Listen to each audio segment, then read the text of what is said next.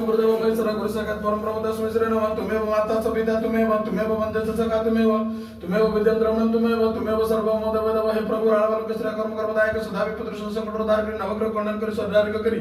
बसवासर संतवार्ते ओम कर्पूर गौरम कर्णावतारम संसार सारम भजेंद्रारम सदा वसंत मदारविंदे भवम भवामि सत्यनामे। प्रभु राळवालोक श्री धर्मगोत्र से जजमान से कुमद्र नमन सुनादर करवार्ते उकिल नमन सुनादर करवार्ते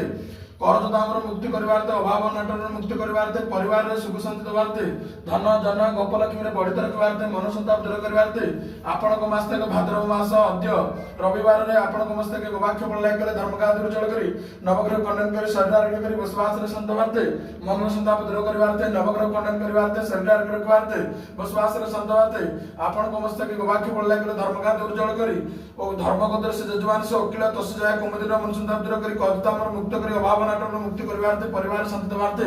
आपण मस्तक गवाक्ष फल लाग धर्म का दूर जल करी नवग्रह खंडन करी स्वर्गारोग्य करी बसवास रे संत मनवा आपण भगवान विख्यात सदा भगवान।